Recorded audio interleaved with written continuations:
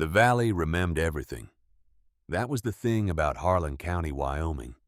The land did not forget. The creek beds remembered where the water used to run before the Vance family redirected it in 1974. The fence posts remembered where the old property lines used to stand before the surveys got redrawn. The soil remembered whose hands had turned it first. And the white flats on the eastern ridge, that pale, cracked, blindingly silent basin the locals called the Bleach Bowl, remembered something too. Nobody knew what. Not yet. Eli Dawson was 30 years old and he owned nothing. He drove a 2003 Ford F-150 the color of deep water, a truck with a caved-in rear passenger door that he had never fixed, because fixing it cost money, and money went to savings. Every dollar he earned at the Harlan Steelworks went into a gray metal box bolted under the workbench in his trailer. He worked the night shift 7 to 7 welding structural beams for construction projects in cities he had never visited. He came home in the pale morning, ate whatever was in the refrigerator, and slept 4 hours before doing it again. He had done this for 5 years. He did not complain about it. He did not talk about it. He just kept working and kept saving and kept his eyes on a single fixed point somewhere in the distance that no one else could see. His father had worked a surveying job before his lungs gave out. Leonard Dawson had spent 12 years walking the ground of Wyoming with instruments and notebooks reading the earth, the way some men read weather. He taught Eli how to look at soil color and know how deep the water table sat. He taught him how to smell the difference between iron-heavy ground and alkaline ground. He taught him that the land always told the truth if you were patient enough and quiet enough to hear it. Leonard died in 2015 with $22 in his checking account and a cardboard box of field notebooks stacked in the closet of his one-bedroom apartment in Casper. Eli drove 4 hours to collect his father's things. He gave the furniture to a neighbor. He kept the box. He did not read the notebooks for 2 years. They sat under his workbench next to the gray metal savings box. And sometimes at 3 in the morning, when the shift was slow and the welding arc was the only light in the building, Eli thought about those notebooks and felt something he could not name. Not grief exactly. Something older than grief. Something that had to do with land and names and the particular weight of things that had been taken. His grandfather, Walter Dawson, had farmed 200 acres in Harlan Valley. Good land. Deep topsoil, consistent water. Southern exposure that was worth something in Wyoming winters. Walter had built the farm from nothing after coming back from Korea with one good knee and a willingness to work that bordered on the religious. He grew wheat and kept cattle and raised Leonard there, and for 20 years the Dawson name meant something in Harlan County. Then, in 1987, Conrad Vance offered Walter a loan to cover a drought year. The paperwork had a floating interest clause buried in a supplemental page that Walter did not catch. 2 years later, the rate had tripled. Walter could not pay. Vance County Lending and Trust took the deed. Leonard was 22 years old and watched his father sign the farm away at a table in a bank office, while Conrad Vance stood by the window looking at something outside. Walter Dawson died in 1994 with nothing but a broken heart and a box of notebooks he had filled with 40 years of observations about soil and weather and the particular behavior of groundwater. On the eastern ridge of Harlan Valley, Leonard gave the box to Eli the year before he died.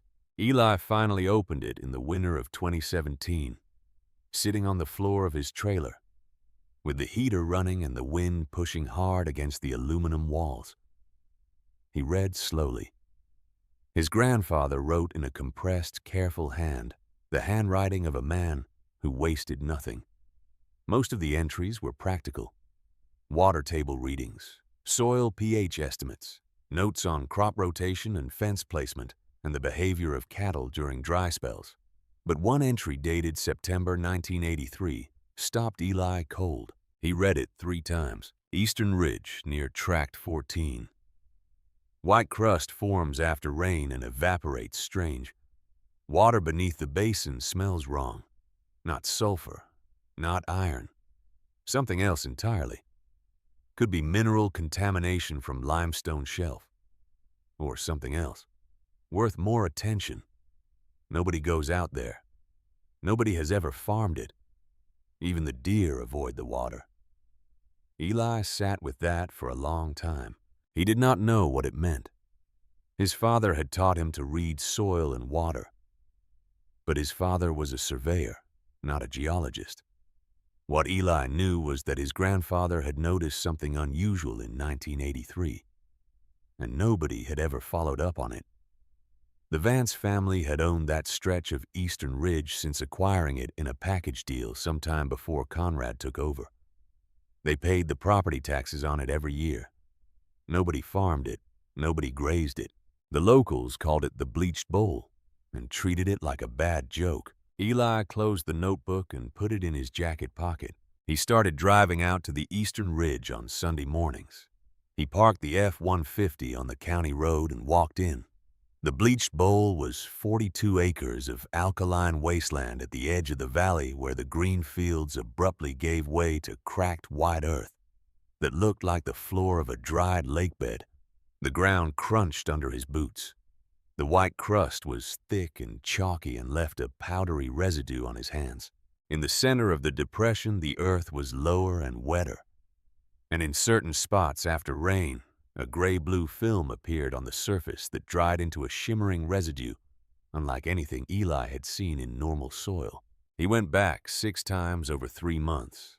Each time he dug a little deeper with a post hole digger he borrowed from Cody Harmon, without explaining why. At 4 feet, the soil changed. The compacted chalk gave way to a heavier, saturated material, a dense gray sludge that was cold even in July, and left a thin, iridescent film on his work gloves that took 3 washes to remove fully. The smell was faint but distinct. Not sulfur, not iron. Something mineral and clean and strange. He did not know what he was smelling, but his grandfather had smelled it 40 years ago and thought it was worth writing down. In October of 2018, working a double shift at the steel mill, Eli searched the Harlan County property records on his phone during his break. He found Tract 14 listed under Vance Family Holdings, LLC. Annual property tax payment of $412. No agricultural use. No development plans. No liens. Just a family paying taxes on 42 acres of chalk and silence for 35 years, without any recorded reason why. He searched online for geologists who studied unusual mineral formations in Wyoming groundwater systems. He found a paper published by the Colorado School of Mines on geothermal brine aquifers in the Basin and Range Province. The lead researcher was Dr. Nora Keller. He read the paper 3 times. He did not understand all of it, but he understood enough to recognize that the language she used to describe the visual and chemical signatures of certain brine formations matched, in non-technical terms, exactly what he had seen and smelled in the Bleached Bowl. He saved her university email address in his phone and went back to welding. He did not email her yet. He needed land first. He needed the deed before he had the conversation. In August of 2019, Eli had $4,200 saved. He drove to the Harlan County Recorder's office on a Tuesday morning in the flat white light of early August. He was not planning to purchase anything that day. He was there to look at the assessed valuation records for Tract 14 to understand what the county thought the land was worth and whether there was any possibility of a tax auction in the near future. He was thinking about a long play. He was thinking about patience. He did not expect Garrett Vance to walk through the door 11 minutes after he arrived. Garrett Vance was 38 years old and dressed in a manner that announced itself before he spoke. The suit was charcoal gray with a faint chalk stripe, the kind that required a fitting. The shoes were Italian leather already collecting Wyoming dust around the toe caps in a way that seemed to offend the shoes personally. He had an MBA from Wharton and had spent 6 years at a private equity firm in New York before returning to Harlan County when Conrad decided he needed an heir apparent who could talk to bankers in 2-hour-long lunches without losing focus. Garrett was on his phone when he came through the door mid-sentence, not looking at the room. May Briggs sat behind the recorder's counter. She was 58 years old and had worked in this office for 22 years. She had seen every land transaction in Harlan County processed, filed, and forgotten. She had seen the Vance family acquire 3 neighboring farms in the 18 months after Conrad restructured their loans. She kept a personal notebook in her desk drawer. She had kept it for 14 years. She did not advertise this. Garrett finished his call and looked at the room with the expression of a man arriving at a place slightly beneath his usual standards. He noticed Eli at the side counter looking at assessment records. He looked at the name on the request form, Dawson. Something shifted in Garrett's face, not quite recognition, more like the retrieval of a specific category of memory. He walked to the counter. May looked up. "I need the transfer documentation for the Eastern Ridge holdings," Garrett said, already looking at his phone again. "Tract 14 specifically." "Is there an offer on record?" "No," May said. "No offer on record." Garrett glanced at Eli. "So who's looking at it?" May did not answer that. Garrett set his phone face down on the counter and turned to look at Eli directly. His expression was entirely relaxed, the relaxation of a man who has never had a conversation he did not already know the end of. "Caldwell, right?" he said. "Dawson," Eli said. "Right." Garrett smiled. "Walter's grandson." Eli looked at him and said nothing. Garrett reached into his jacket pocket and produced a business card that he set on the counter between them rather than handing it over. That small choice said everything about the distance Garrett Vance placed between himself and other people. "I've been meaning to do something about Tract 14, Garrett said. "It's a tax liability at this point. Complete eyesore. What have you got saved up?" The question landed like a slap. That was its intention. Eli did not move. "I'm looking at valuation records," Eli said. "Not making offers." Garrett smiled in a way that made it clear he considered the distinction unimportant. He turned back to May. "Can you pull a standard fee simple transfer form?" May looked at him. "Now," she said. Garrett reached into the inner pocket of his jacket and produced a leather-bound check register. He set it on the counter with the same casual precision as the business card. He uncapped a pen. He looked at Eli. "I'll sell you Tract 14 right now," he said. 42 acres. Whatever you've got in that savings account, I'll take it." Eli looked at him for a long moment. The silence in the office was complete. Outside, a truck passed on the county road and the windows shook faintly. "Why?" Eli said. Garrett capped the pen and smiled. "Because watching a Dawson pour his savings into a chalk quarry is worth the tax write-off." There it was, not even disguised. Eli thought about his grandfather writing in a field notebook in 1983, crouching over cracked white earth, smelling something wrong, and finding it interesting. He thought about his father surveying ground he would never own. He thought about the gray metal box under his workbench with $4,200 in it, and he thought about the gray-blue sludge at 4 feet that left an iridescent film on his gloves. "What does the deed convey?" Eli said. May pulled out the standard form without being asked again. She was already reading it. She looked up at Eli with an expression that was perfectly neutral. Garrett waved the question off. "All of it. Surface, subsurface, everything. It's a standard fee, simple. There's nothing down there worth splitting out." His phone buzzed on the counter. He glanced at it. A New York number. His jaw tightened slightly. He picked up the pen. "Your number," Garrett said to Eli. 2800, Eli said. "That's what I can put on a cashier's check today." Garrett wrote the figure on the transfer form without looking up. $73 an acre, give or take. He did not calculate it out loud. He was already looking at his phone. May Briggs notarized the document with her stamp and her signature. Her face revealed nothing. But her left hand, the one below the counter, was already reaching for the small personal notebook in her bottom drawer. She opened it to a blank page and uncapped a pen of her own. She wrote the date. She wrote the transaction details. She wrote the words "No Mineral Severance Clause." She wrote her initials at the bottom and closed the notebook and locked the drawer. Garrett Vance picked up his phone, said he was on his way, and walked out of the recorder's office without looking at Eli again. The deed of transfer sat on the counter between Eli and May. Eli picked it up. He read every line, slowly. "Conveys all rights, title, and interest, including all surface, subsurface, and mineral rights, to the grantee." He folded it carefully and put it in the inside pocket of his work jacket against his chest. He thanked May quietly. She nodded and said nothing. But as he turned to go, she said his name once, and he stopped. She said, "Be careful with it." He nodded and walked out into the August heat. The news moved through Harlan in the way that news always moves through a small county person. To person, truck to truck, across the counter at the feed store, and through the pass-through window at the diner.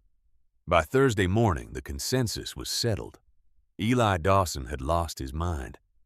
He had handed his entire savings to a Vance for 42 acres of alkaline chalk on the eastern ridge that the deer would not drink from. He had done this voluntarily. He had done this apparently without hesitation. Cody Harmon found Eli at the diner Friday morning and sat down across from him without asking. Cody was 33 and ran a one-man machine shop on the edge of town. He and Eli had been friends since middle school, in the uncomplicated way that comes from two boys who grew up without fathers who stayed. Cody pushed a mug of coffee to the center of the table and leaned forward with his elbows on the formica. "Eli," he said. Eli looked at him. "That is the worst piece of land in Harlan County," Cody said. "My father tried to run 3 head of cattle past that creek in 1998, and the cows stopped walking, would not move. He thought something was wrong with the animals. He checked their hooves. Nothing. They just refused to go near the water." "I know," Eli said. "You spent everything," Cody said. "I know." Cody sat back. He looked at the table. He looked at Eli. He had known Eli Dawson for 20 years, and he had never once seen the man panic or recalculate or wear his doubt on the outside where people could see it. He did not know whether this was strength or damage. He suspected it was both. "What are you going to do with it?" Cody said. "Work it," Eli said.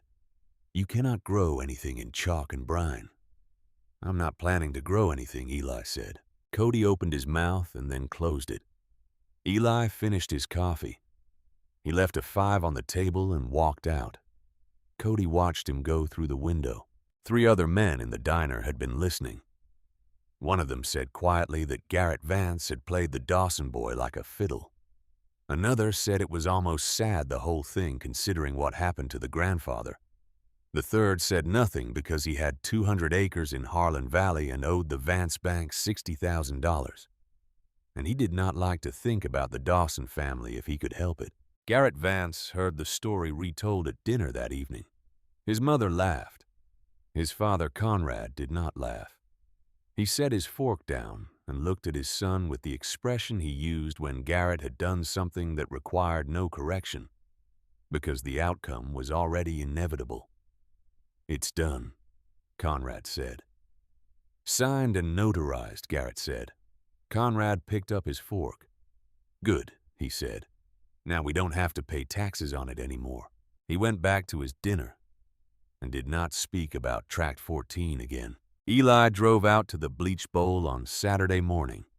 He parked on the county road and walked the full perimeter of the property for the first time as its legal owner. It took 40 minutes. The ground was hard and pale, and the August sun reflected off the white surface in a way that made his eyes ache. In the center depression, the strange gray film was present along the edges of a small seep point, where subsurface moisture was wicking up through the chalk. He crouched over it and stayed there for a long time. Then he went back to the truck and retrieved his grandfather's notebook from the glove box. He opened it to the 1983 entry and read it again, crouching in the same place his grandfather had crouched 40 years before. He took out 4 mason jars from a box in the truck bed. He filled 2 with the gray sludge material at 4 feet depth, using the post hole digger. He filled one with the white surface crust, scraping it from the dried seam where the concentration was highest. He filled one with the liquid that seeped into the borehole of faintly blue-gray water that left a shimmering residue on the glass. He sealed all 4 jars. That evening, from this kitchen table in his trailer, he wrote an email to Dr. Nora Keller at the Colorado School of Mines. He kept it short. He said he had an unusual soil and water sample from a geologically isolated basin in Harlan County, Wyoming, with visual and olfactory characteristics that he could not identify through standard agricultural resources. He said he had read her paper on brine formations in the Basin and Range Province. He said he would ship samples if she was willing to look at them. He said he could not explain why, but he believed the samples were significant. He wrote his grandfather's 1983 field note at the bottom of the email word for word. He sent it at 10:47 at night. Dr. Keller's reply came 41 hours later. It said, "Ship the samples overnight. I will cover the cost. Please include the exact GPS coordinates of the extraction point." Eli drove to the UPS depot in Sheridan the next morning. He shipped the 4 mason jars packed in dry ice inside a foam cooler. He wrote Dr. Keller's university address on the label in block letters. He paid with cash. Then he drove back to Harlan and went to work. He said nothing to Cody. He said nothing to anyone. He continued his night shifts at the steel mill. He continued driving past Tract 14 on Sunday mornings and walking the perimeter and crouching over the seep point and watching the way the mineral film dried at different rates, depending on temperature and humidity. He filled another notebook, a plain green composition book he bought at the gas station, with his own observations, dated and measured as carefully as he could manage without formal instruments. He was not a geologist, but he was Walter Dawson's grandson, and Walter Dawson had taught Leonard Dawson that the land always told the truth, if you were patient enough and quiet enough to listen. Garrett Vance drove his Mercedes SUV past the Bleached Bowl twice in the 2 weeks following the sale. The first time, Eli was not there. The second time, in late August, Eli was crouching at the seep point with his composition notebook and a measuring tape. Garrett slowed the vehicle and put down his window. The August heat pushed into the car. Garrett looked at the man crouching in white chalk dust on land that could not grow a dandelion and felt nothing except mild satisfaction. "How's the harvest, Dawson?" he said. Eli looked up. He looked at Garrett with the expression of a man who has been interrupted in the middle of a thought he intends to finish. He said nothing. Garrett shook his head once the way a man shakes his head at an old dog that won't learn. He put the window up and drove on. Eli watched the Mercedes until it disappeared around the ridge.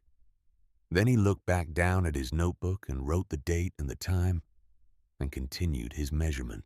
He was 30 years old and he owned nothing except a 2003 Ford F-150 with a caved-in door and 42 acres of the worst land in Harlan County, and a deed that said subsurface and mineral rights in a sentence that Garrett Vance had signed without a lawyer. in the time it took to answer a phone call from New York. And somewhere under the cracked white earth 4 feet down, something waited that his grandfather had smelled in 1983 and thought was worth writing down.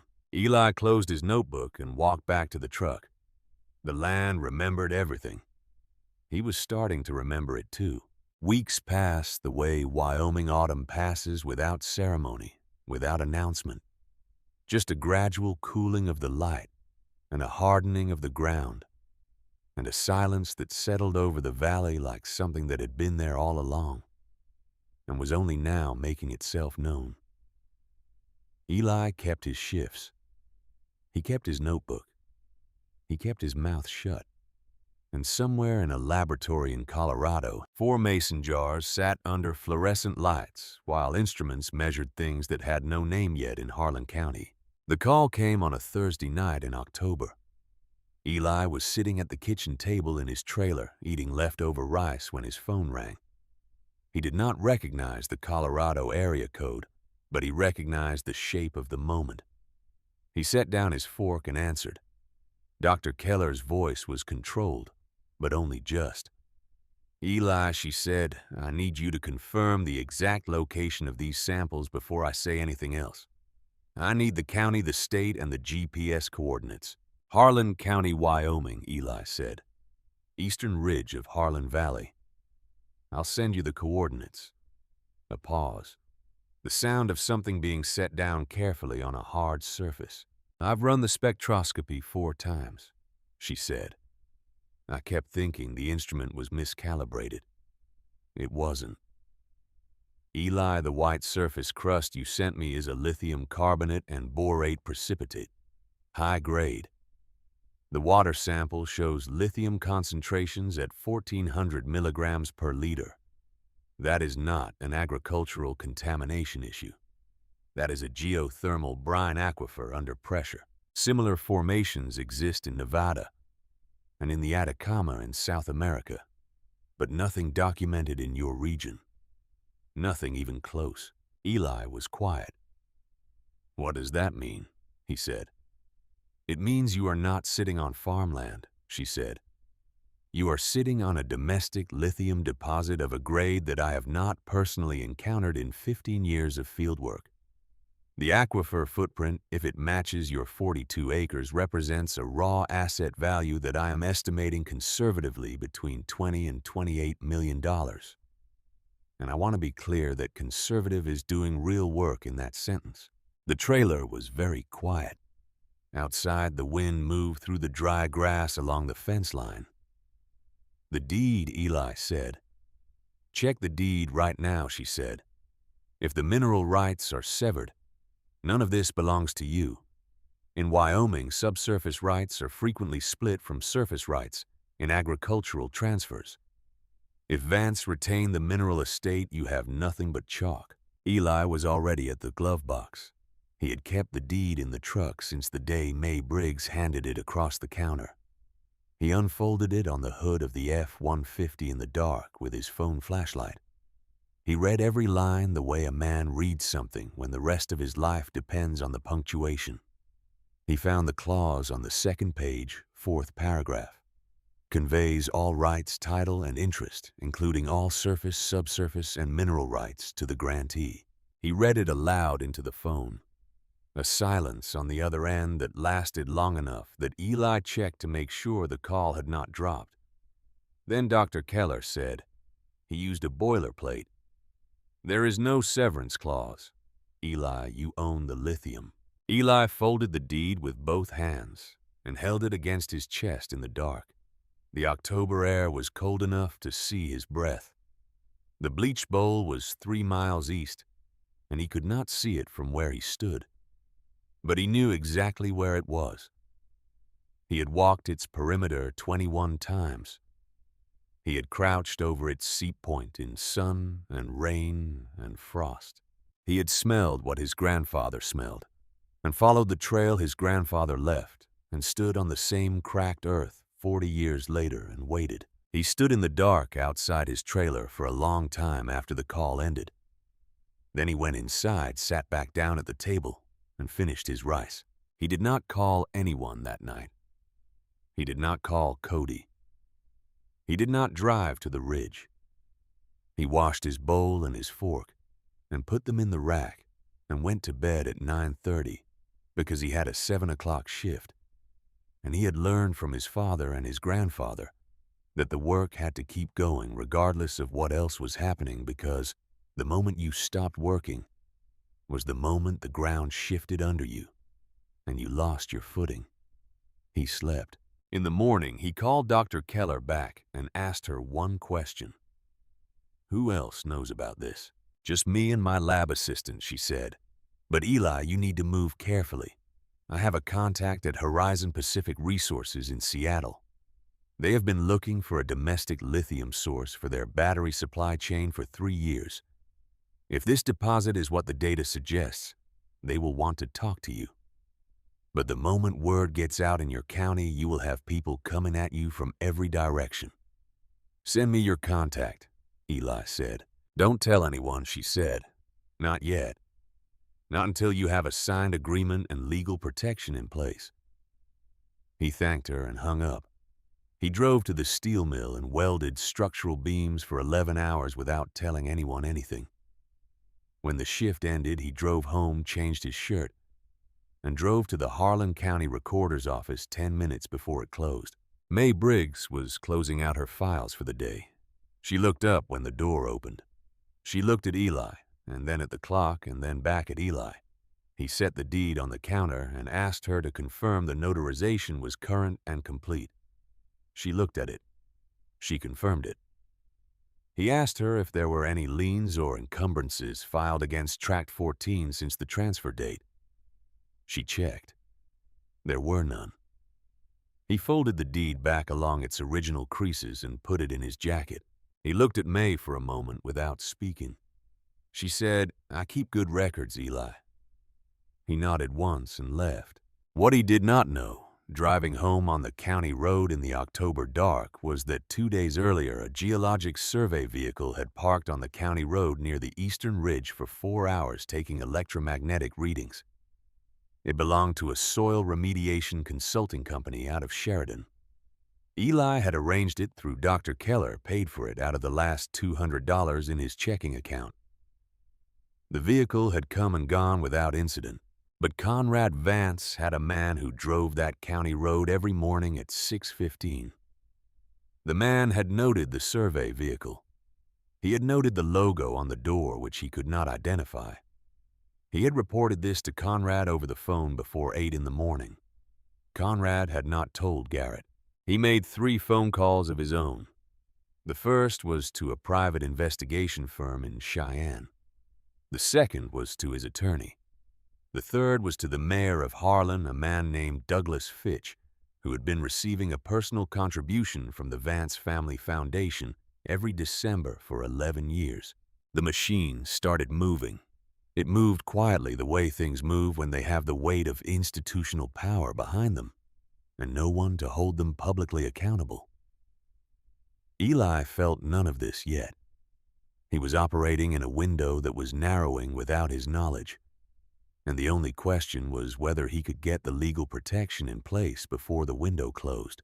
2 weeks after the phone call from Dr. Keller, Eli received a message through the university that a representative of Horizon Pacific Resources wanted to arrange a call. He drove to the library in Sheridan to use their private study room for the conversation, because his trailer had thin walls, and he did not fully trust the silence of his own neighborhood. The Horizon Pacific representative was a man named Stafford Reed, Director of Resource Acquisition. He spoke in the precise, unhurried manner of someone who negotiated large numbers regularly enough that they had lost their ability to produce surprise. He told Eli that Dr. Keller's preliminary data had been reviewed by their internal geology team and that they were prepared to dispatch a licensed independent surveyor to Harlan County within 10 days at their cost to complete a full subsurface assessment. Eli said he needed something in writing first. Reed said he understood. He also said that Horizon Pacific would, pending the survey results, be prepared to offer a long-term extraction lease with an upfront signing payment. a royalty structure tied to production volume and a non-disclosure agreement, covering all pre-signature communications. Eli said he needed an attorney of his own choosing to review any document before he signed it. Reed said, of course. Eli asked for a recommendation. Reed mentioned a woman named Diana Cross. He said she was based in Denver and had handled mineral rights litigation in Wyoming for 16 years.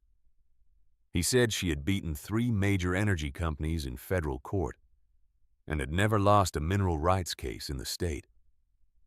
Eli wrote the name on the inside cover of his composition notebook. He thanked Stafford Reed and drove back to Harlan and worked a double shift and said nothing. He called Diana Cross the following evening. She answered on the second ring. Her voice was direct and without warmth in the way that is sometimes its own kind of honesty. She asked him 4 questions.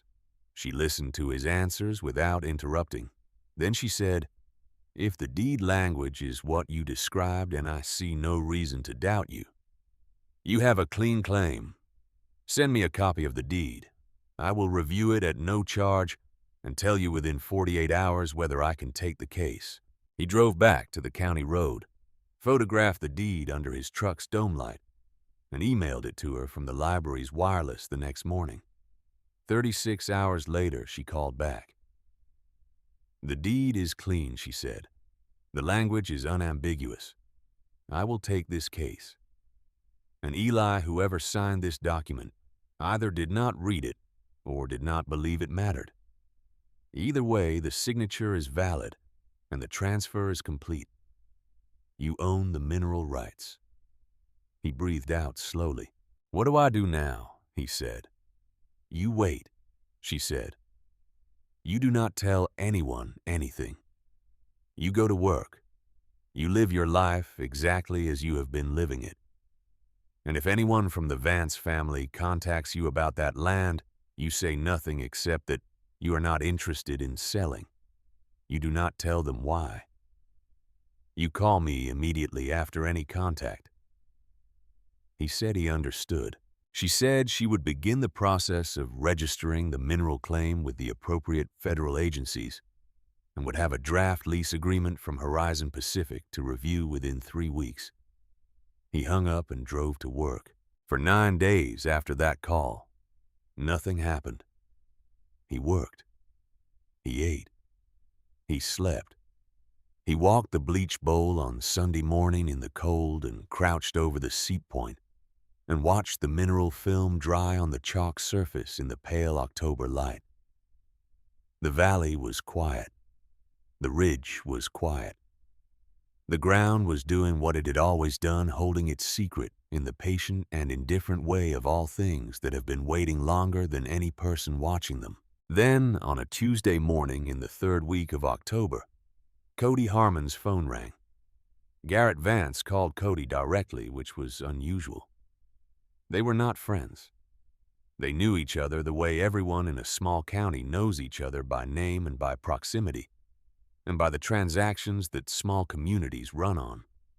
Garrett had used Cody's shop once for a repair on a piece of Vance farm equipment. That was the sum of their relationship. Garrett said he had heard that Eli had been out on the eastern ridge recently. He said he was just curious what Eli was doing out there. He said it in the easy, conversational manner of a man who does not want you to know that the question matters. Cody said he didn't know. Eli didn't talk much about the land. Garrett said that was fair. Then he said that he was in a position to put some work Cody's way if Cody happened to hear anything specific about what Eli was planning. Nothing formal. Just a conversation if something came up. He mentioned a figure. $500 for useful information. Cody was quiet for a moment. Then he said, sure, he'd keep his ears open. He called Eli that evening. He told him everything. I took the call, Cody said. I'm telling you so you know. Eli was quiet for a moment. Did you take the money? Eli said. I said I'd call if I heard something. I haven't heard anything, so technically I haven't lied to him yet. Don't, Eli said. What do I do if he calls again? Cody said. Tell him I said I'm thinking about planting alfalfa, Eli said. Tell him you saw me reading a seed catalog. There was a pause. Alfalfa, Cody said. In chalk and brine. Eli said nothing. Cody exhaled slowly. All right, he said. Alfalfa. This was the moment, though neither of them understood it yet, when Cody Harmon made a choice that would cost him something. Because 2 days later, Garrett called again, and Cody told him about the alfalfa. Garrett laughed. He said that was exactly what he expected, and that Eli Dawson was going to bankrupt himself trying to farm alkali hardpan, and it would serve him right for being sentimental about his grandfather's county road. He said Cody could expect a check in the mail. Cody did not cash it. He kept it in the envelope and put it in the back of his junk drawer. What Cody did not tell Eli, because he did not know yet, was that Conrad Vance had done something that Garrett had not been informed of. Conrad had hired a man named Dyer from the Cheyenne investigative firm to run a full background on Eli Dawson. Employment history, financial records, any legal filings, any property transactions beyond Tract 14. Dyer had also been tasked with monitoring the county road near the eastern ridge, photographing any vehicles that stopped near the property, and identifying the survey company that had come through in October. Dyer had identified Dr. Keller's university affiliation through the survey company's invoice trail. He had found her research focus. He had delivered a 12-page report to Conrad Vance on a Wednesday afternoon, and Conrad had read it in his study with the door closed, and then sat for a long time without moving. He did not share the report with Garrett. He called his attorney and his bank, and he called Mayor Douglas Fitch. The following Monday morning, Eli received 2 pieces of mail delivered to his trailer. He received them at the same time, which he understood immediately was not a coincidence. The first was a formal notice from the Harlan County Planning and Zoning Office, signed by Mayor Fitch, informing him that the county had initiated proceedings under Ordinance 77 to classify Tract 14 as a public health hazard due to severe alkaline toxicity and potential groundwater contamination. The county proposed to seize the property under mandatory remediation statutes and offered a compensatory payment of $900. The second was a payment demand notice from Vance County Lending and Trust. It cited a delinquent property tax escrow account tied to Tract 14, claiming that Eli had missed the registration deadline for the tax year by 11 days, and that under county lending statutes, the bank as a licensed tax servicing agent for the county was authorized to call the outstanding balance of $4,200. It demanded payment within 72 hours, or it would initiate proceedings to seize the 2003 Ford F-150 listed as Eli's only registered asset as collateral recovery. Eli stood in his driveway in the cold morning and read both documents, twice. He folded them and went inside and sat at the kitchen table and did not move for 3 minutes. Then he called Diana Cross. She answered immediately. He read her both documents. When he finished, she was quiet for exactly 4 seconds. The tax demand is fabricated pressure, she said. The deadline they're citing doesn't exist under current Wyoming property code. It will take me 6 hours to document that, but it is not a real legal instrument. Don't pay it. And the Ordinance 77, he said. That one is real, she said. And it is dangerous. If the county votes to condemn the federal mineral claim I am filing will be the only thing that stops them. I need 72 hours. Eli, do not speak to anyone from the county or from Vance about either of these documents. Not a word. He said he understood and hung up. He sat at the table for another moment. Then he called Cody. Cody answered on the first ring. Eli told him about both notices without context or emotion, the way you read a parts list. When he finished, Cody was quiet long enough that Eli thought the call had cut out. Eli, Cody said, "How much trouble are you in?" "None yet." Eli said. "I need a favor. I need you to park your truck at the east end of the county road near Tract 14 for the next 3 nights. Just park it there and sleep in it if you have to. I need to know if anyone comes on the property." "You think they'll come for the land," Cody said. "I think they'll come for the equipment," Eli said. "There's a survey instrument cache the Horizon Pacific team left on the north edge of the property under a canvas. I need it to stay where it is." "What's on that land?" Eli Cody said. There was a long silence. "I'll tell you everything when it's done," Eli said. Cody thought about the $500 check sitting in his junk drawer.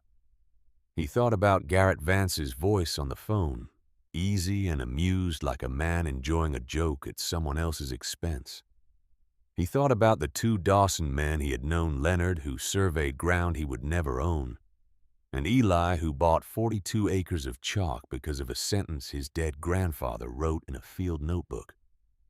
"I'll be out there tonight," Cody said. 3 days later, Garrett Vance drove out to Cody's machine shop in the afternoon. He came alone. He parked the Mercedes and walked into the shop and stood in the doorway while Cody was at the bench with a differential housing. Cody set down his wrench and looked at him. Garrett said he wanted to know what was actually going on with Tract 14. He said he had seen Cody's truck parked on the county road 3 nights running, and he wanted to understand what Cody thought he was protecting. Cody said he was doing a favor for a friend. Garrett said he appreciated loyalty. He said he also appreciated the fact that $500 had gone uncashed, which told him that Cody was not a stupid man, which meant Cody probably understood that there were 2 ways this situation could resolve itself. He said that Eli Dawson had bought a piece of useless dirt and was now standing in the way of a county remediation project that had legitimate legal standing, and that the people who stood in the way of legitimate county projects in Harlan had historically found the county to be an inconvenient neighbor in return. Cody looked at him for a long time. Then he said, "I think you should go." Garrett smiled the smile he used when he was deciding something. He looked around the machine shop at the drill press, the lathe, the engine hoist, the shelving with its organized rows of parts and fluids and tools that represented 15 years of a man's work and savings and daily discipline. He said, "You've built something nice here, Cody." Then he left. 2 mornings later, Cody arrived at his shop at 7 to find the front window broken and a pallet jack driven through the side wall of the storage bay. The damage to the equipment inside came to $8,000. The sheriff's deputy who responded wrote it up as vandalism, unknown suspects, no witnesses. Cody stood in the middle of his wrecked shop for a long time. Then he called Eli. Eli came. He walked through the shop without speaking and looked at the damage. Then he looked at Cody. Cody said, "I know who did it." "I know," Eli said. Cody picked up a piece of broken shelving from the floor. He held it and looked at it and set it back down. "What is under that ground?" "Eli," he said. Eli told him. He told him everything.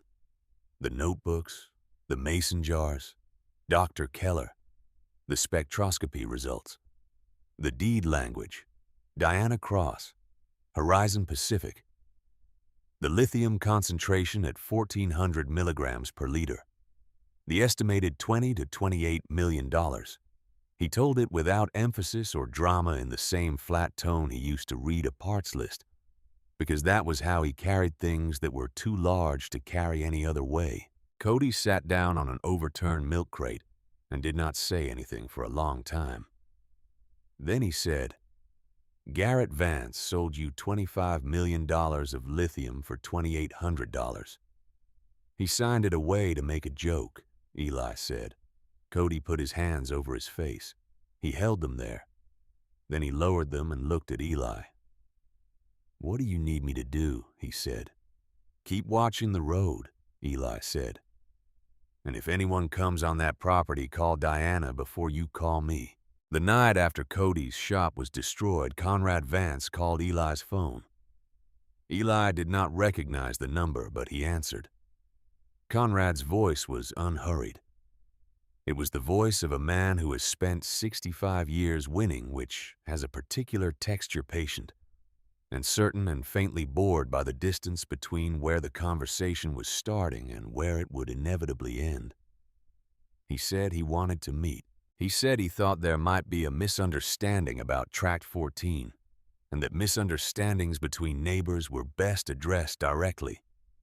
He said he could offer Eli $50,000 for the land, and that this was a fair and generous figure for a property with no agricultural value and significant remediation liability. Eli listened to all of it. Then he said, "I appreciate the call, Mr. Vance." Conrad waited. "I'm not selling," Eli said. A pause, just long enough to be deliberate. "That is a mistake," Conrad said. "Not a threat. A piece of information. The county has a process for properties that represent public health concerns, and that process tends to move quickly when there is community support for it." Eli said nothing.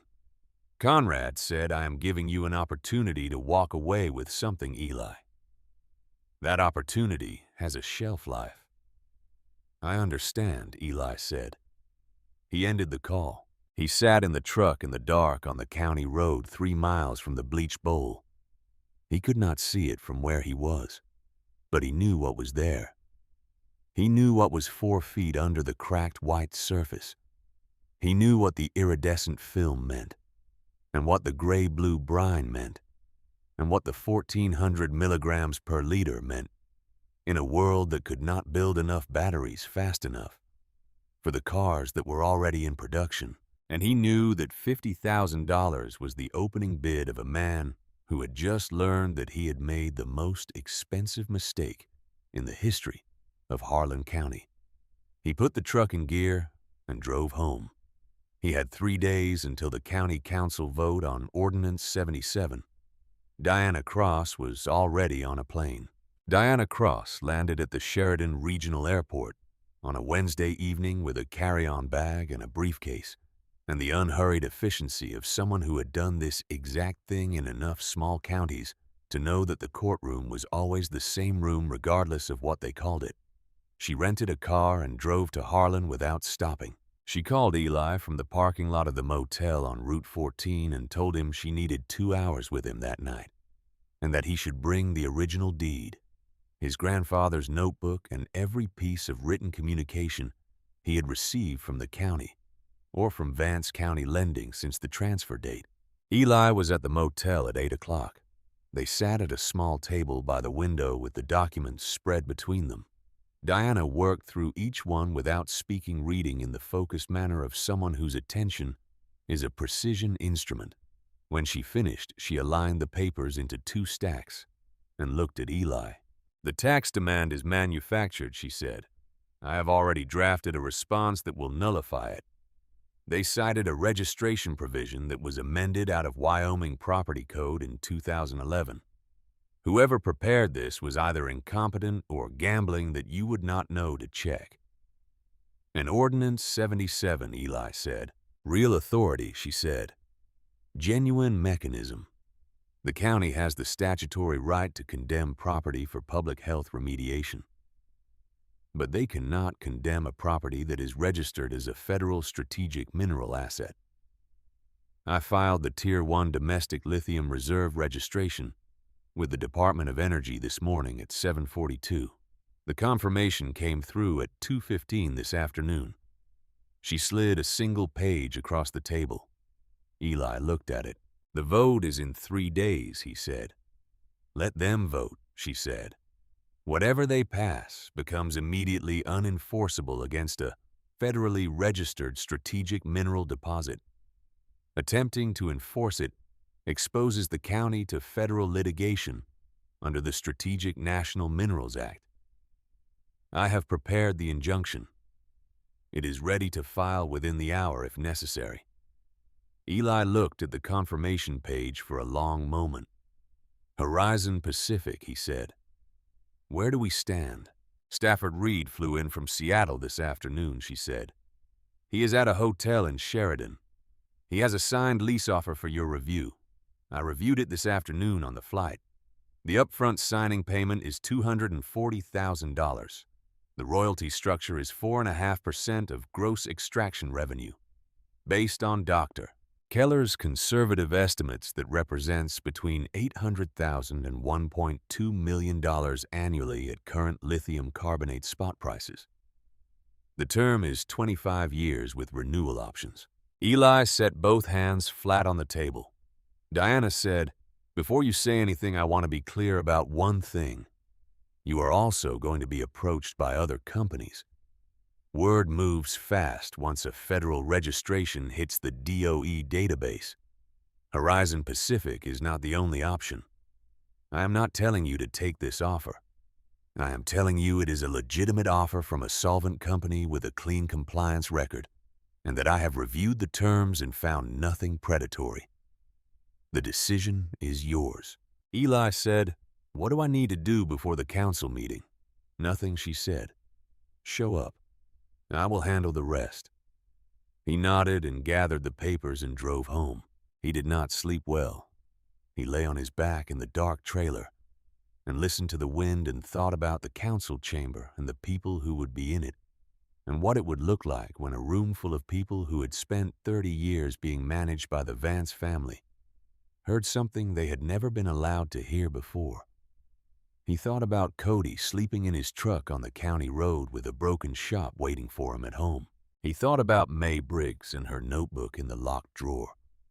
He thought about his grandfather crouching on white chalk in 1983, with a field notebook and a farmer's instinct for something wrong beneath the surface. He thought about his father driving county roads with surveying instruments, measuring ground he would never own, teaching his son to read the earth, the way other fathers taught their sons to read box scores. He got up at 4:30 and made coffee and sat at the kitchen table until the sky started to lighten. And then he drove out to the bleach bowl one more time before everything changed. He parked on the county road and walked in. The November air was cold and still, and the white surface of the basin caught the early light and threw it back in all directions like something luminous and quiet and awake. He walked to the center depression and crouched over the seat point. The gray-blue film was there as always, drying at the edges into the iridescent mineral residue he had watched form and dissolve through 3 seasons. He put 2 fingers against the chalk surface and felt the faint, cold moisture underneath. 1,400 milligrams per liter. His grandfather had smelled it and thought it was worth a sentence in a notebook.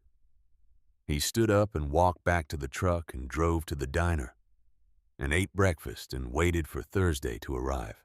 The Harlan County Council chamber held 112 seats, and every one of them was filled by 7:30 in the evening. People stood along the walls. The overflow crowd waited outside in the cold, listening through a cracked door that someone had propped open with a folded program.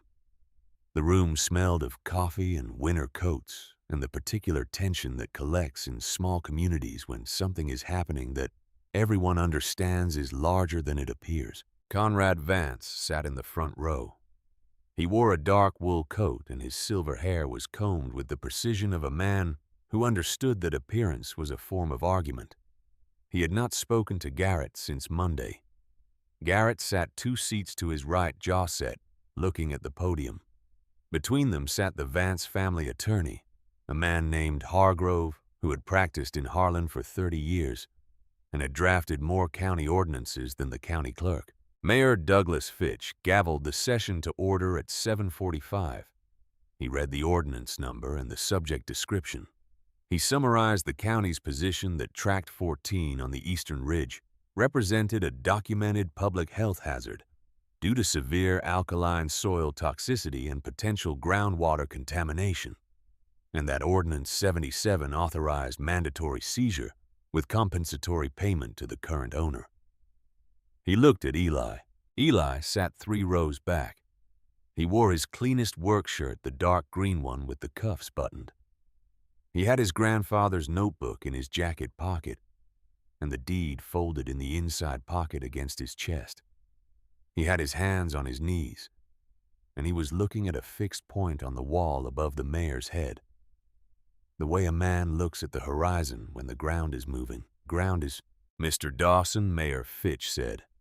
The county recognizes you as the property owner of record. Do you wish to address the council before we proceed to the vote? Eli stood up. He said, my legal counsel would like to address the council. Fitch looked at him. He looked at Hargrove. Hargrove gave a small shrug. The door at the back of the chamber opened. Diana Cross walked in. She was 42 years old, and she moved through the aisle with the specific quality of stillness in motion that belongs to people who have stood in enough rooms where other people held the power, and won anyway. She carried a leather briefcase and a bound document set, and she did not look at the Vance family. She walked directly to the front of the chamber and set her materials on the respondent's table and turned to face the council. She introduced herself. She stated her bar number, her Denver office address, and her role as legal counsel for Eli Dawson, property owner of Tract 14. Then she said, before this council votes on Ordinance 77, I am required to inform you that as of 2:15 yesterday afternoon, Tract 14 has been officially registered with the United States Department of Energy as a Tier 1 domestic lithium reserve under the Strategic National Minerals Act. The room did not react immediately. There was a lag of approximately 3 seconds while the words found their meaning in people's minds. Then the sound began low and spreading a murmur that moved through the chamber, the way heat moves through a cold room. Conrad Vance's expression did not change. He was watching Diana Cross with the focused stillness of a man who has just understood that the conversation he prepared for is not the conversation that is happening. Garrett Vance was looking at his father. Mayor Fitch said, I'm sorry, could you clarify what that classification means in practical terms for this proceeding? Diana set the DOE confirmation page on the clerk's desk. It means, she said, that a vote to seize this property under local environmental ordinance will trigger an immediate federal injunction under statute and will expose Harlan County to litigation in federal district court. The county's legal liability in that scenario, based on comparable cases in Nevada and Montana, ranges from $2 to $7 million in damages and legal costs. I have prepared the injunction. It is ready to file tonight. She set a second document beside the first. Hargrove was on his feet. He was already objecting, citing procedural irregularities, challenging the timeline of the federal registration, questioning the validity of the DOE confirmation. His voice was practiced, and his objections were professionally structured, and they landed on the room like stones dropped into deep water, making sound but no impact. Diana addressed each objection in the order it was raised. She did not raise her voice. She did not gesture. She simply answered each challenge with the appropriate statute case precedent or regulatory citation, the way a person answers questions they have been answering for 16 years. When Hargrove finished, she turned back to the council. I also want to address the nature of the mineral deposit itself, she said. So this council understands the full scope of what Ordinance 77 was being used to seize. She looked at the room, not at the council, at the room. The geological formation beneath Tract 14 is a pressurized geothermal brine aquifer containing lithium carbonate and borate, precipitates at a concentration of 1,400 milligrams per liter. This was confirmed by independent spectroscopic analysis conducted by Dr. Nora Keller of the Colorado School of Mines and verified by the internal geology team of Horizon Pacific Resources of Seattle. The raw asset value of the deposit, conservatively estimated, is between $20 and $28 million. The murmur in the room became something louder. Mayor Fitch reached for his gavel and then seemed to reconsider. Garrett Vance had stopped looking at his father. He was looking at the floor. Diana reached into her briefcase and produced a single laminated page. She held it up. This is the deed of transfer for Tract 14 executed on August 19th of this year. It was notarized by the Harlan County Recorder's Office. I will read the relevant clause. She read it. Conveys all rights, title, and interest, including all surface, subsurface, and mineral rights to the grantee. She lowered the page. There is no mineral severance clause in this document. The individual who executed this deed on behalf of Vance Family Holdings, LLC, transferred complete title, including all subsurface and mineral rights, for a consideration of $2,800. That individual's signature is on the line. She set the laminated page on the clerk's desk beside the DOE registration. Eli Dawson legally owns the lithium, she said. He legally owns the aquifer. He legally owns every dollar of value beneath that ground. And as of yesterday afternoon, that ground is a federally protected strategic mineral asset. The chamber was quiet in the way that a room goes quiet when the thing that everyone thought was settled turns out to be the opposite of settled. Conrad Vance turned and looked at his son. It was not a long look. It lasted perhaps 4 seconds. But the people in the rows nearby would remember that look for years, would describe it to their children, and their neighbors would reach for words to explain the quality of it. It was not rage. It was something colder and more permanent than rage. It was the look of a man who has spent 40 years building something specific and is watching the specific thing he feared most happen in a room full of witnesses. Garrett looked back at his father. His face had the particular emptiness of a man who has run out of versions of the future that go his way. He looked down at his Italian leather shoes. There was dried chalk dust on the toe of the right one, pale and white from the morning 2 months ago, when he had driven out to the eastern ridge and stood at the edge of the bleached bowl for 40 seconds before getting back in his car. He had not known what he was standing over. Hargrove leaned close to Conrad and spoke quietly. Conrad listened without expression. Then he said something back. Hargrove sat up and looked at the table. Mayor Fitch looked at the council members on either side of him. One of them was already leaning back from the table in the manner of a man separating himself from a decision before it is formally made. Another was looking at the DOE registration page with the attention of someone reading very carefully for a way out. Mayor Fitch cleared his throat. He said the council would need to recess to review the materials submitted by council before proceeding to any vote. Diana Cross said that was entirely appropriate and that she would be available to answer procedural questions during the recess. The gavel came down. The room erupted, not in cheering exactly, in the sound of 100 people all beginning to speak at the same time. A sound with motion and weight and heat, the sound of something that had been compressed for a long time, suddenly finding space. Farmers who owed money to Vance County Lending and Trust stood in the aisle and looked at each other. The man who had sat quietly in the diner 3 months earlier, the one with 200 acres and $60,000 of debt, was standing with his hand on the seat back in front of him, saying nothing but standing. Eli did not stand. He sat in his row with his hands on his knees and his grandfather's notebook in his jacket pocket. He looked at the front of the room where Diana was speaking with 2 of the council members, calm and specific and precise. And he thought about a September morning in 1983, when a man crouched over white chalk in the early light and wrote something in a field notebook that nobody read for 36 years. Cody Harmon appeared beside him. He had come in through the side door during the recess commotion, and he sat down in the empty seat next to Eli, and they looked at the front of the room together for a moment, without speaking. Cody said, "That was the deed language." Eli said, "That was the deed language." Cody shook his head slowly. He exhaled. He said, $2,800. Eli said he was in a hurry to answer his phone. The recess lasted 19 minutes.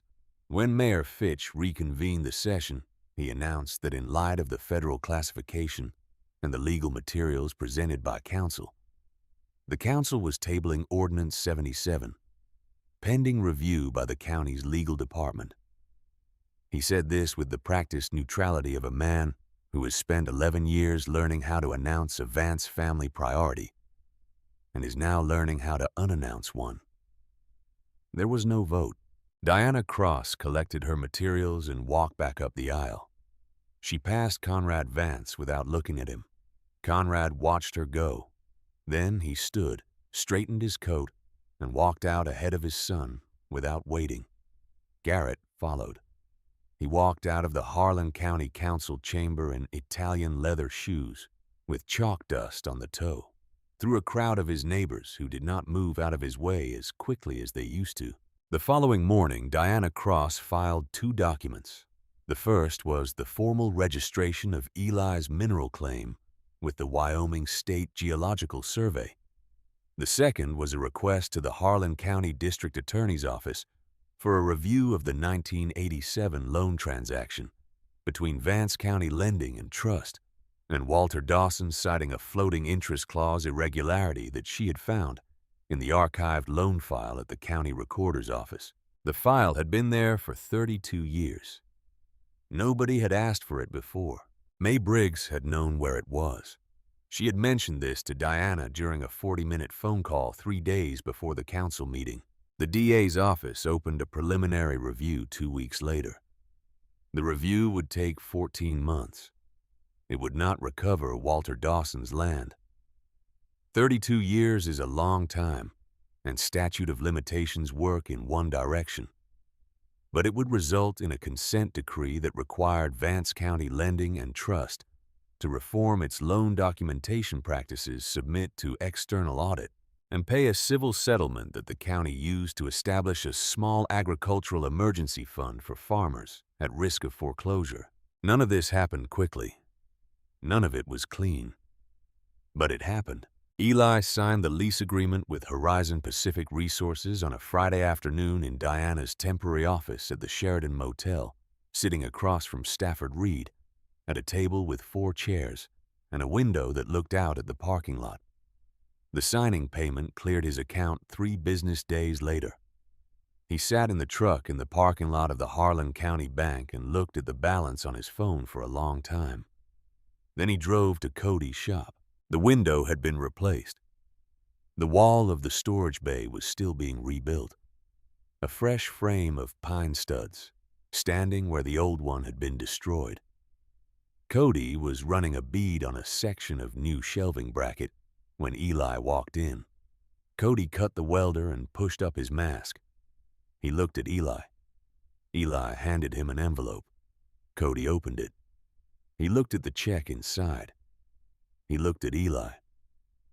"That's 3 times what the damage was," Cody said. "The extra covers the nights on the county road," Eli said. "And the $500 you didn't cash." Cody looked at the check again. He was quiet for a moment. "I told him about the alfalfa," Cody said. "I know," Eli said. "That's all I told him." "I know," Eli said. Cody folded the check and put it in his shirt pocket. He picked up the welding mask. Then he set it back down. "You're going to need a site manager for that extraction operation," he said. "Somebody who knows machinery and doesn't talk too much." Eli looked at him. "The pay is fair," Eli said. "The hours are long."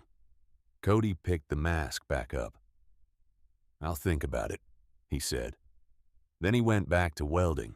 The Horizon Pacific extraction facility broke ground in April of the following year. It was a closed-loop operation, meaning the brine was pump-processed and the water returned to the aquifer in a system that produced minimal surface disruption. The bleached bowl did not disappear. It remained as it had always been, pale and cracked and silent. But now there was a low processing building at its edge, and a network of subsurface pipes, and a parking area, and a security fence, and a small operations office where Cody Harmon sat at a desk 3 days a week, with a coffee mug and a clipboard, and the quiet authority of a man who has earned his position the hard way. The facility brought work, real work, the kind with health insurance and a retirement option, to a county that had been slowly hollowing out for 20 years. 62 people were employed in the first year of operation. 44 of them were from Harlan County. Eli did not build a large house. He did not buy a new truck. He bought 40 acres on the south side of Harlan Valley. 40 acres of the deep, loamy soil that his grandfather had farmed before the drought, and the loan and the supplemental page with the floating interest clause. The seller was a bank in Cheyenne that had acquired it through a foreclosure chain that led indirectly back through Vance Family Financial Instruments. The bank sold it for assessed value. Nobody contested the sale. He did not plant the 40 acres immediately. He walked it first the way his grandfather had walked. Ground slowly and without agenda, reading what the soil said about water and exposure, and what it had been asked to grow before, and how it had answered. He bought a used tractor and a second-hand disc harrow, and he spent the first spring turning the ground over and letting it rest. He kept the trailer. He saw no reason to change what was working. In the fall of that year, on a Thursday morning before the light had fully arrived, Eli drove out to the bleached bowl and parked on the county road and walked in for the last time before the security fence went up. He stood at the center of the basin where the seat point was. The mineral film was there as always, the iridescent residue on pale chalk, the thing his grandfather had smelled in 1983 and thought was worth writing down. He crouched there for a while. He took the composition notebook out of his jacket, the plain green one from the gas station, and opened it to a blank page at the back. He wrote the date and the location, and a single sentence. Walter Dawson saw this in 1983. It took his grandson 30 years to read it. He closed the notebook and put it back in his pocket. He walked back to the truck and drove to the recorder's office in town. May Briggs was at her desk when he came in. She was organizing the morning's files with the methodical patience of someone who has organized files for 22 years and found in that repetition not tedium, but a kind of integrity. He set an envelope on the counter. She looked at it. She looked at him. He said, "For the notebook you kept when no one was watching." She opened it. She looked at the check inside for a moment. Her expression did not change in the way that the expressions of people who work in institutional buildings rarely change when they feel something strongly, because they have spent years learning to hold the interior separate from the exterior. She closed the envelope. She put it in her purse, which was under the desk. She said, "Your grandfather was a good man." Eli said he was. She said he would have figured it out eventually. Eli said, "I know. It just took longer without him." He thanked her and left. Conrad Vance spent 14 months managing the DA's review and its fallout. He sold 11,000 acres of Harlan Valley farmland during that period to cover legal costs and the terms of the civil settlement. The buyers were a mixture of neighboring operations, a regional agricultural cooperative, and in 4 cases individual families who had lost land to Vance foreclosures in previous decades and were now, with financing arranged through a small agricultural fund that had recently been established with civil settlement money in a position to buy it back. Garrett Vance left Harlan County in the spring following the council meeting. He did not announce this. He was simply present one week and absent the next, and the gap where he had been closed over. The way gaps close in small communities with a period of talk, and then silence, and then the ordinary resumption of the day. Vance County Lending and Trust continued to operate under external audit and reformed practices. It was a smaller institution than it had been. The people who borrowed from it still paid their interest, but they read the supplemental pages. On a Tuesday morning in May, 18 months after the council meeting, Eli Dawson stood in his grandfather's field, the South 40, with a coffee in one hand and the plain green notebook in the other. The wheat he had planted in March was 8 inches high and moving in a light wind, the way wheat moves when it is healthy and has enough water. He had not expected it to be this green this early. The soil was better than he had calculated. 30 years of rest had done something to it. He stood there for a long time. There was nothing dramatic about the moment. No crowd, no ceremony. No one standing in the field with him to mark the occasion or put language around it. Just a 30-year-old man in a work jacket standing in his grandfather's field on a May morning with green wheat moving in the wind and a notebook in his hand, and the particular quality of silence that comes after a long time of waiting that has finally, without announcement, reached its end. He drank his coffee. He wrote one more thing in the notebook on the last blank page. He wrote his grandfather's name. Then he put the notebook in his pocket and walked back to the truck. The land remembered everything. It had been remembering for 30 years, patient and indifferent and exact, holding what was in it, waiting for someone with the right combination of stubbornness and attention and love for a dead man's handwriting to come and stand still long enough to listen. Eli Dawson had listened, and the ground at last had answered.